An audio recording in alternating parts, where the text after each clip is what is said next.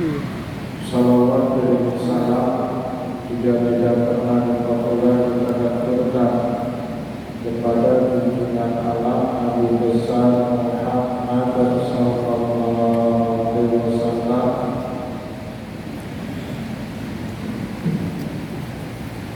di mana beliau telah bersabda dalam satu hadisnya, "Man saraka tariqan dan yasuki bi ilman sahallallahu lahu bihi tariqan ila jannah."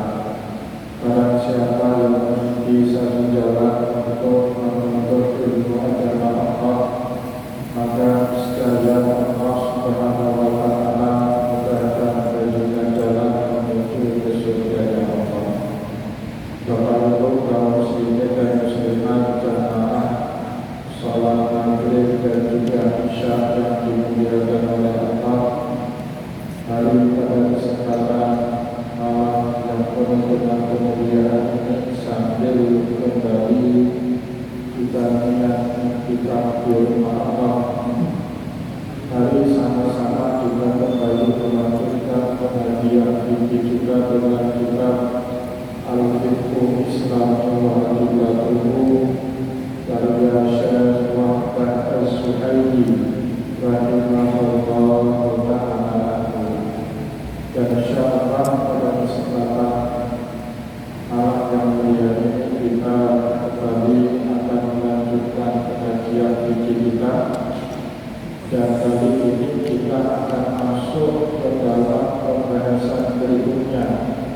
Setelah pada pertemuan yang lalu kita tuntaskan pembahasan tentang ahkamul ihramah, hukum syariat yang berkaitan dengan pinjam meminjam barang.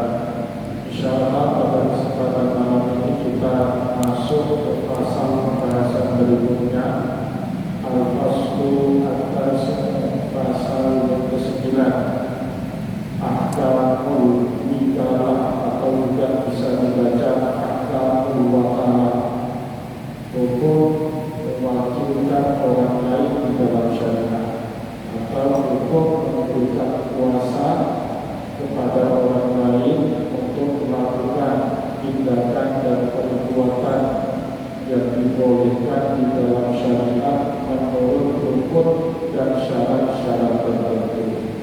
Di dalam Islam, akad tersebut disebut dengan wikalah, atau juga bisa dibaca dengan wakalah, yaitu akad perwakilan, di mana kita meminta orang lain untuk melakukan sesuatu atas nama kita. Bapak Ibu kaum muslimin dan muslimat jamaah pengajian yang dimuliakan oleh Allah, di dalam pasal yang ke-9 ini Syekh Wahbah As-Suhaili membagi pembahasannya ke dalam 5 bahas. Khitabul Mawdu', adapun objek kajian mengenai hukum wikalah di dalam syariat, dapat dimasukkan ke dalam 5 kelompok pembahasan. Al-Kalam an Aqdul Wikalati fil Madarisil Khamsatil Aliyah. Pembahasan yang pertama, Al-Mabahasul Al-Awwalu Ta'riful Wikalati wa rukniha wa masyru'iyatiha. Insyaallah kita akan masuk pada kesempatan malam ini pembahasan pertama dalam pasal yang ke-9, Ahkamul Wikalah, hukum syariat yang berkaitan dengan perwakilan. Bapak Ibu yang dimuliakan oleh Allah, pertama sekali Syekh Wahbah Az-Suhaili mendefinisikan kepada kita apa yang dimaksud dengan wikalah. Ta'riful wikalati, al-wikalatu bi fathil wawi wa kasriha. Kata al-wikalah di dalam syariat bisa dibaca dengan 2 cara. Bi fathil wawi, dengan kita meletakkan garis huruf waw, jadi bacanya wakalah, atau wa kasriha dengan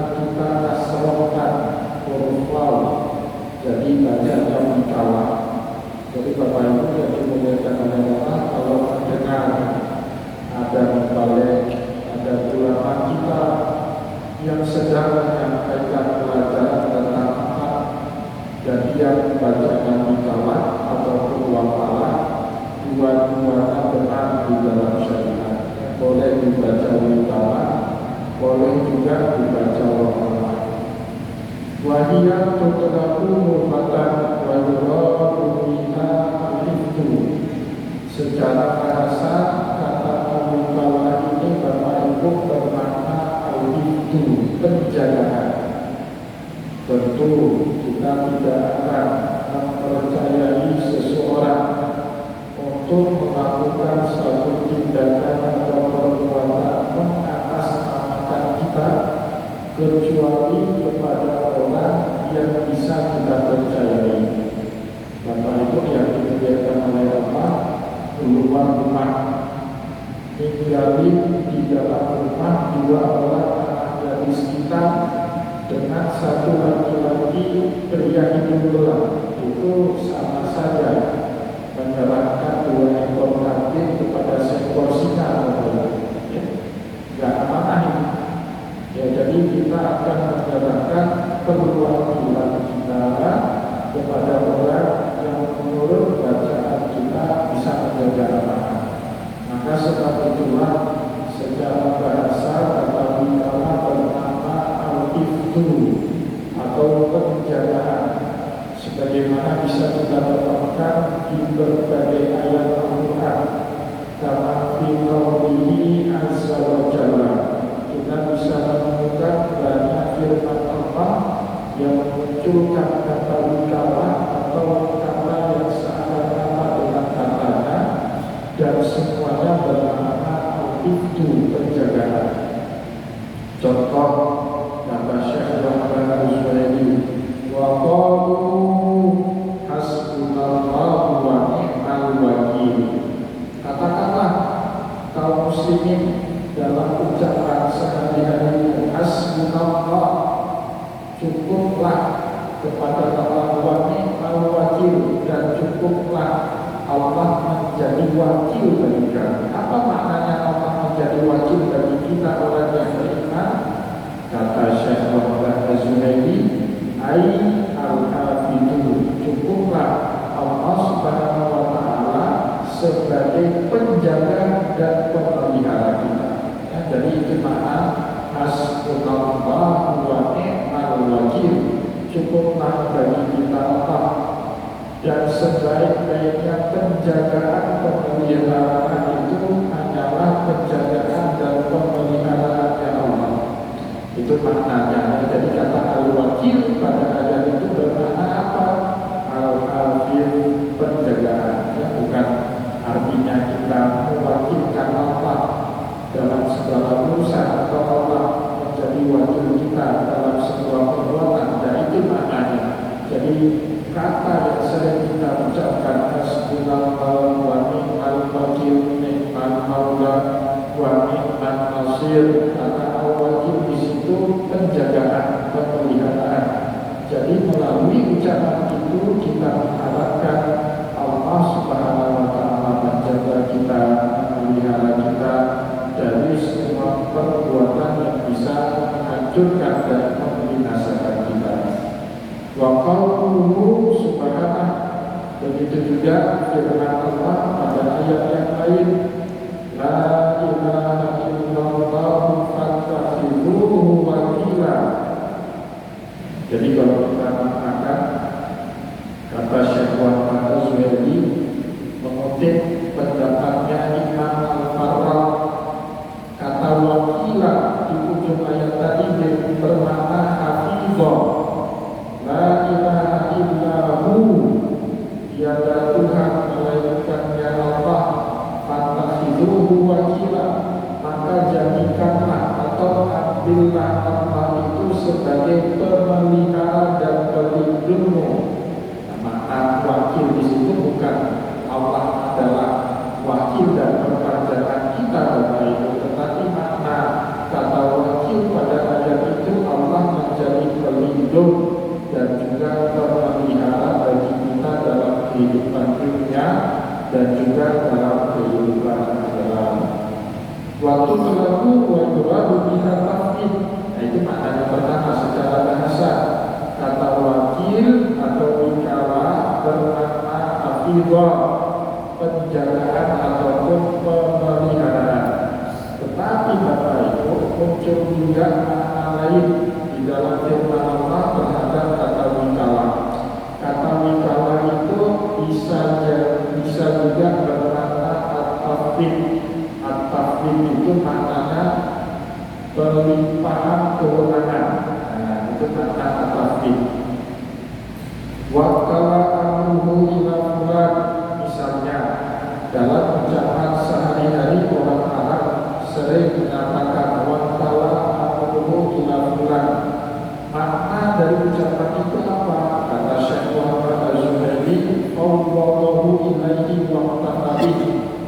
dia menyerahkan atau melimpahkan sesuatu yang sebelumnya menjadi urusannya kepada orang lain. Itu makna kata wakilah ataupun wakalah. Tawakal itu Allah. Maknanya apa? Aku berserah diri, aku melimpahkan kewenangan diriku semata-mata kepada Allah. Itu makna tawakal, ya. Dan Bapak Ibu yang dimuliakan oleh Allah, setelah yaitu prosedur tawakal yang benar bukannya sepenuhnya melimpahkan diri tanpa ada usaha, itu keliru, ya. Tapi yang dimaksud tawakal Allah itu sudah berusaha dengan maksimal, kemudian mengenai hasil dari usaha kita, itulah gunanya tawakal. Disitulah fungsinya tawakal. Setelah kita mati-matian berusaha, sedangkan hasil dari usaha itu kontrolnya tidak di tangan kita, kontrolnya itu ada di tangan Allah. Disitulah gunanya Allah Subhanahu wa Ta'ala mengajarkan satu konsep kepada kita yang namanya bertawakal. Nah, itu tawakal yang menjadi pembahasan satu lagi, Bapak Ibu, tawakal yang menjadi kajian dalam ilmu tasawuf. Sedangkan wikalah ini kajiannya di dalam ilmu fikih. Kalau dalam ilmu tasawuf baru hidup ilmu agama kita, baru hidup spiritualitas kita. Salah satunya kalau kita sudah bisa benar-benar dan bersungguh-sungguh dalam bertawakal kepada Allah. Ada satu hadis Nabi diriwayatkan oleh Umar bin Khattab yang menunjukkan betapa pentingnya kita bertawakal kepada Allah, terutama setelah kita berusaha semaksimal mungkin. Apa kata Umar? Lau tawakkaltum 'ala Allahi haqqa tawakkuli. Jikalau kalian benar-benar bertawakal kepada Allah dengan sesungguh-sungguhnya tawakal, la razaqakum minas samaa'i kama yarzuqut tayra takhruju fil masa wa taruhu bi tanah, maka Allah Subhanahu wa Ta'ala akan menganugerahkan kepada kamu rezeki sebagaimana yang Allah limpahkan rezeki kepada seekor burung pergi di pagi hari dari sangkarnya dalam keadaan perut kosong dan kembali di petang hari ke sangkarnya dalam keadaan perut kenyang. Itu Bapak Ibu, kenapa di dalam Islam, terutama dalam ilmu tasawuf, salah satu ajaran yang sangat dianggap penting, terutama oleh Nabi dan juga oleh para ulama kita, apa? Ilmu untuk bisa selalu bertawakal Allah, bertawakal kepada Allah. Maka Allah Subhanahu wa Ta'ala juga berfirman di dalam ayat yang lain, wa 'alallahi falyatawakkalul mutawakkilun. Orang-orang yang bertawakal itu tawakalnya hanyalah kepada Allah. Tentu tadi setelah dia berusaha maksimal dalam tindakannya, dalam perbuatannya. Wa qala subhanahu mukhbiran anhu dan alaihi salam. Begitu juga Allah Subhanahu wa Ta'ala mengkhabarkan, memberitahu kita dalam perjuangan dakwahnya Nabi Muhammad alaihi salam. Jadi Nabi Hud diutus sama Allah kepada bangsa Ad, wa ila adin akhahum Huda, kepada bangsa Ad diutus orang Nabi yang bernama Hud. Nabi Hud sebagaimana juga nabi-nabi yang lain dalam berdakwah menemui banyak tantangan, banyak rintangan. Salah satunya tentu penolakan keras dari kaumnya, dari umatnya. Dalam menghadapi tantangan itu, Bapak Ibu, Allah menceritakan kepada kita Hud alaihissalam pun menghadapi berbagai macam tantangan itu dengan berkata, Inni tawakkaltu 'alallahi rabbi wa rabbikum. Sesungguhnya aku hanyalah bertawakal kepada Allah. Dia adalah Tuhanku dan Tuhannya kalian. Aini tamattu 'alallah. Kataku saat mendengar berbagai penolakan dan ancaman dari kaumnya, apa yang diucapkan oleh Nabi Hud alaihi salam, Inni tawakkaltu 'alallahi rabbi wa rabbikum. Apa makna kata tawakal pada ayat itu?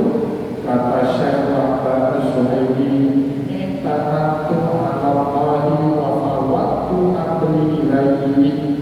Aku semata-mata berpegang teguh hanyalah kepada Allah.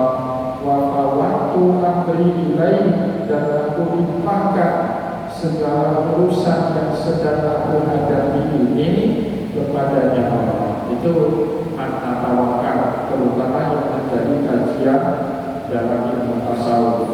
Bapak Ibu yang dimuliakan oleh Allah, adapun kita tidak sedang mengkaji tasawuf pada malam ini, yang menjadi pokok pembahasan kita pada malam ini adalah pengajian tentang ilmu bikalah atau mewakilkan orang dalam transaksi-transaksi tertentu yang dibolehkan di dalam syariat. Maka oleh sebab itu, selanjutnya Syekh Wahbah Az-Zuhaili setelah cukup panjang lebar membahas pengertian makna tawakal di dalam bahasa Arab, beliau baru menyampaikan kepada kita makna bikalah menurut syariat, menurut definisinya para fuqaha. Wa arafa al-fuqaha'u al-bikalata wa hiya idaratun an-iqamatil insani ghairahu maqam nafsahu fi tasarrufi jaizin ma'lumin. Satu ibarat di dalam syariat. Jadi yang dimaksud dengan bikalah apa? Yang dimaksud dengan bikalah satu ibarat ataupun satu ungkapan antiqamatil insani ghairuhu maqama nafsahu. Seseorang melakukan satu perbuatan atau tindakan mengatasnamakan orang lain fi tasarrufi jaizin ma'lumin, dalam satu perbuatan ataupun tindakan hukum jaiz yang dibolehkan, yang diizinkan di dalam syariat, maklumin dengan cara-cara maklum. Maklum itu apa makna?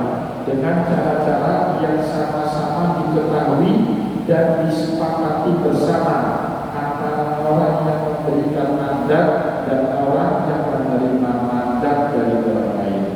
Jadi tidak boleh seorang yang mewakilkan orang lain melakukan suatu perbuatan di luar kewenangan yang telah diizinkan oleh pemberi amanah. Tidak boleh. Bapak Ibu yang dimuliakan oleh Allah, misalnya ada orang yang mempercayai kita untuk menjaga rumahnya. Tuan rumah, kebetulan kita kerja di rumah orang tersebut. Suatu hari tuan rumahnya keluar kota, kunci rumahnya diserahkan ke kita. Tuan rumahnya bilang, kamu boleh tidur, boleh makan apapun di rumah ini, Anda rumah sendiri, tapi kamu tidak boleh bawa siapapun ke rumah ini. Nah, jadi Bapak Ibu diberikan kewenangan, tapi terbatas. Nah, apa kewenangan yang diberi? Disuruh jaga itu rumah, disuruh tidur, silakan pakai fasilitas tidur. Di dalam kamar ada AC, silakan hidupkan itu AC. Di dalam kulkas ada makanan, silakan makan itu makanan. Di dalam rumah ada TV, ada internet, silakan pakai itu TV dan internet. Selama tidak membawa orang lain, sudah dibatasi. Tiba-tiba Bapak Ibu yang dimuliakan oleh Allah, secara sepihak kita membawa kawan kita rame-rame camping di situ lagi. Camping rame-rame Remian, ayo kita remi angkatan 92 SMA 3, ayo kita reminya di rumah orang Bapak Ibu nggak undang. Nah itu sudah di luar kesepakatan. Nah itu makna dari kata maklumin, sesuatu yang di luar kesepakatan antara si pemberi mandat dengan orang yang diberi mandat, bukanlah termasuk akad nikah yang diakui kebenarannya di dalam syariat. Bapak Ibu kaum muslimin dan muslimat, jamaah pengajian yang dimuliakan oleh Allah, atau sebagian ulama mendefinisikannya juga dengan al-hiya tafwidut tasarrufi wa kifli al-wakil, atau hiya tafwidut tasarruf, kita melimpahkan kewenangan untuk melakukan suatu perbuatan atau tindakan, wal kifli atau untuk menjaga sesuatu, ilal wakil kepada orang yang kita percayakan atau kepada orang yang kita wakilkan. Itu makna kedua yang disampaikan oleh para ulama. Bapak Ibu yang dimuliakan oleh Allah, setelah Syekh Muhammad Az-Zuhaili menukilkan kepada kita dua definisi para ulama tadi tentang nikah, baru kemudian selanjutnya beliau menjelaskan kepada kita sedikit penjelasannya sebelum masuk kepada pembahasan apa saja yang jadi rukun daripada nikah. Kata Syekh Muhammad Az-Zuhaili, wa tasarrufu yushkilu at-tasarrufatil maliyati min bai'in wa shira'in wa ghairihima min kullin ma yuqabbilu niyabati syar'an kal idni bil-dukhul. Bapak Ibu yang dimuliakan oleh Allah, berdasarkan penjelasan dari definisi di atas, pada akhirnya Syekh Muhammad Az-Zuhaili menarik satu kesimpulan, wa tasarruf, adapun tasarruf atau tindakan maupun perbuatan hukum yang boleh kewenangannya kita limpahkan dan wakilkan kepada orang lain, yashmilu at-tasarrufatul maliyatu, mencakup segala tindakan dan transaksi keuangan ataupun ekonomi. Nah, jadi itu disepakati oleh para ulama. Di dalam amalan, apapun jenis transaksi amalannya, Bapak Ibu sepakat para ulama kita boleh mewakilkan tindakan-tindakan yang bersifat muamalah kita kepada orang yang kita percayai. Nah itu sepakat, disebut dengan tasarrufatul maliyah, tindakan-tindakan amalah yang berkaitan dengan transaksi keuangan. Min bai'in, contohnya min bai'in wa syira'in, transaksi jual beli boleh diwakilkan kepada orang lain. Bapak Ibu sekarang banyak itu namanya kata bahasa sekarang justip. Justip itu jasa titipan.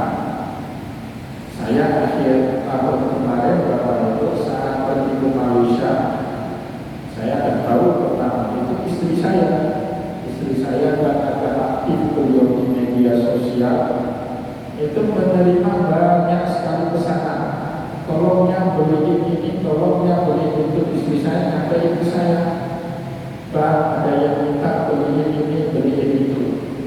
Saya membeli, tapi bukan untuk saya, Bapak Ibu, untuk orang yang minta untuk dibelikan barang itu. Itu namanya akad nikah. Dan ternyata Bapak Ibu yang paling banyak dipesan itu apa? Obat-obatan. Obat-obat Malaysia itu menurut sebagian orang kita kualitasnya lebih bagus dari obat-obat yang dijual di tanah air. Ada yang pesan obat batuk dari Malaysia, ada yang pesan obat mencret dari Malaysia, ada yang pesan obat asma dari Malaysia. Ini ada harapan atau kita untuk semua Bapak Ibu. Semua pesannya dari Malaysia. Ada juga yang pesan kilo. Saya jawab sama istri saya, bilang kilo kan banyak di Aceh, Ovaltine kan banyak di Aceh, di forward WA tentang istri saya itu ke saya. Nilo di Malaysia lebih enak daripada nilonya di Aceh. Gitu baru tahu juga saya. Jadi yang disepakati oleh ulama apa bolehnya pakai akad nikah ini kita sama firmania dalam semua transaksi keuangan indai masyarakat oleh iman jual beli atau yang sejenis dengannya sewa menyewa, kita sewa rumah orang, kita tak sempat kita suruh pergi adik kita, dia bertransaksi atas nama kita boleh dalam syariat. Nikulin mayutab di dunia dari syara'an, dan segala sesuatu yang dapat diterima untuk kita menggantikannya kepada orang lain menurut syarat. Bahkan dalam ibadah ghairul mahram. Saya garis bawahi Bapak Ibu. Ibadah ghairul mahram. Kalau ibadah mahram tidak boleh niabah, tidak boleh diganti sama orang lain. Contoh ibadah mahram sholat. Apa maksudnya ibadah mahram? Ibadah yang dalam pelaksanaannya itu hanya butuh fisik, tidak butuh uang. Sholat itu kan cuma butuh fisik. Itu layu baru niabah, tidak boleh digantikan oleh siapapun. Bapak Ibu tidak boleh ganti sholat anak kita yang malas-malasan sholatnya. Bisa itu kita ganti. Kenapa? Sholat itu termasuk ibadah mahram. Tapi kalau ibadah ghairul mahram, ibadah yang dalam pelaksanaannya bukan hanya melibatkan fisik tapi juga butuh uang, itu sepakat para ulama boleh kita gantikan sama orang lain. Boleh. Contohnya haji. Haji itu namanya badal. Boleh dibadan, tapi dengan syarat dia sudah tidak mungkinkan lagi haji, sudah sakit, sudah khusus, sudah tua, atau sudah meninggal dunia, itu boleh dibatalkan hajinya. Atau zakat, Bapak Ibu punya anak, belum punya penghasilan, sudah mau masuk hari-hari akhir dari bulan Ramadan, kita tunaikan zakat fitrah dia, boleh. Bahkan sama orang yang tidak ada kaitan nasab pun dengan kita, boleh kita tunaikan zakat fitrahnya. Kebetulan di samping rumah kita itu orang fakir, orang miskin. Kalau dia bayar zakat fitrah, khawatir dia tidak punya cukup beras untuk besok hari raya Idul Fitri. Maka Bapak Ibu boleh kita menunaikan zakat fitrah tetangga kita itu boleh. Kenapa boleh? Zakat fitrah itu termasuk ibadah ghairul mahram, ibadah yang dalam pelaksanaannya tidak hanya menggunakan fisik tapi juga menggunakan uang. Nah, maka oleh sebab itu Syekh Muhammad Ghazali mengatakan apa? Yang disepakati oleh para ulama di kala ini di dalam dua transaksi. Yang pertama adalah tasarrufatul maliyah, dalam semua jenis tindakan transaksi ekonomi, baik masyarakat seperti jual beli, sewa menyewa dan lain sebagainya. Pertama. Yang kedua, kullun ma yuqabbilu an-niyabatu syar'an, setiap yang dibolehkan di dalam syariat perbuatan itu diganti sama orang lain. Tadi kita sudah kasih contoh ibadah ghairul mahram, zakat boleh dikerjain sama orang, haji boleh dibatalkan sama orang lain. Di sini Syekh Muhammad Ghazali memberi contoh kalau ini ditukul, kita diberikan kepercayaan untuk menyeleksi orang yang boleh atau orang yang tidak boleh masuk. Biasanya itu Bapak Ibu kalau sekarang profesinya IO namanya, event organizer, buat acara pernikahan, undang tamu banyak 2.000 orang, ada tamu VVIP, misalnya undang menteri, undang gubernur, Menteri Gubernur kan gak punya waktu lama Bapak Ibu menghadiri satu pesta itu sampai berjam-jam, gak mungkin. Tapi Gubernur gak datang gak enak hati. Kalau nggak salah sama mempelai lebih enak lagi. Tapi orang yang mau salaman teriaknya panjang. Kan ada itu EO namanya, event organizer. Ya, biasanya pakai halu-halu dia pakai konten. Wah ini ada tamu VIP di stop itu tamu biasa. Memang paling sedih kita jadi rakyat jelata. Paling sedih itu. Antri panjang rakyat jelata. Apa boleh buat bukan nasib jadi rakyat jelata. Nah kalau tamu VIP itu kita diizinkan langsung memotong antrian, naik terus ke atas panggung, salaman kepada mempelai. Padahal belum tentu Bapak Ibu tamu VIP itu amplopnya yang paling tebal. Biasanya VIP itu amplopnya yang paling tipis. Waktu saya nikah saya pikirkan yang VIP sebelah kanan kantong saya. Waktu saya nikah, yang tamu biasa-biasa itu sebelah kiri kantong baju untuk rumah saya. Setelah pesta, saya buka, betul Pak. Yang tamu VIP itu paling berani 50.000, 100.000 itu udah paling kencang. Rakyat jelata 150, 200.000. Nah, jangan anggap sepele rakyat jelata Pak. Ikhlasnya lebih murni daripada mereka yang VIP. Maka mohon maaf Bapak Ibu yang undang saya di VIP, biasanya belakangan saya begini. Kenapa? Paling mulia kita pergi ke undangan rakyat jelata, Bapak Ibu, paling mulia. Ya, kalau Bapak Ibu diundang sama rakyat jelata, yang undangannya itu modal triliun, nggak cetak undangan mahal-mahal ya Pak. Modal triliun, meja, posta. Nah, kami mengharapkan kehadiran Bapak itu Bapak Ibu penuhi. Ya pasti di tempat dialog kita paling dimuliakannya dibandingkan di undangan VIP. Bapak Ibu kaum muslimin dan muslimat jamaah kajian dan dimuliakan oleh Allah.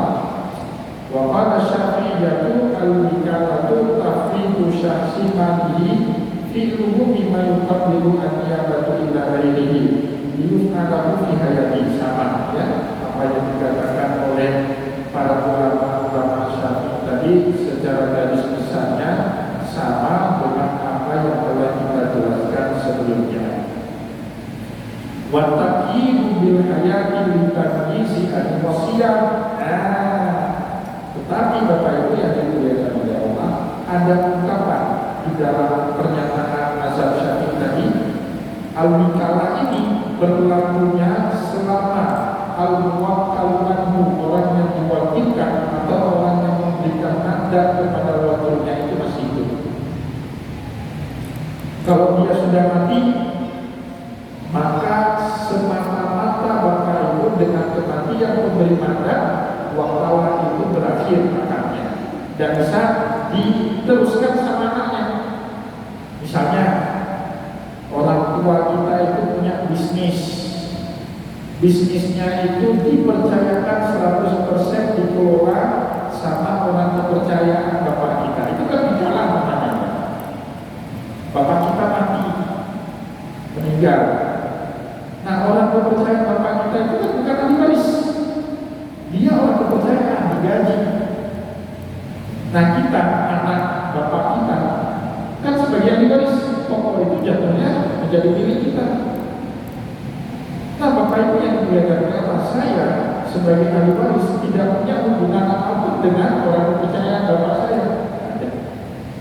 Saya boleh dalam syariat memutus, terima kasih, sudah mengabdi kepada ayah saya 20 tahun. Ini ambil pesangon, mohon maaf, saya nggak bisa percaya sama Anda. Boleh dalam syariat. Kenapa? Keterikatan orang kepercayaan ayah kita itu bukan dengan kita, tapi dengan ayah kita. Maka dalam mazhab Syafi'i, Bapak Ibu, keberlakuan wikalah itu selama pemberi mandat masih hidup. Kalau pemberi mandat sudah mati, ada orang yang melakukan satu perbuatan atas nama orang yang memberi mandat, itu bukan wikalah namanya, tapi wasiat. Apa bedanya wasiat? Wasiat itu baru dilakukan setelah orang dari wasiatnya mati. Kalau wakilan atau wikalah, orang melakukan sesuatu atas nama kita saat kita masih hidup. Nah, itu bedanya wasiat dengan wikalah. Bapak Ibu menerima wasiat, tertulis lagi, pakai akta notaris lagi, itu wajib kita lakukan, wajib kita penuhi, wajib kita salurkan. Tapi orangnya sudah mati. Nah, kita yang menerima wasiat wajib menjalankan amanah. Sedangkan wikalah orangnya masih hidup.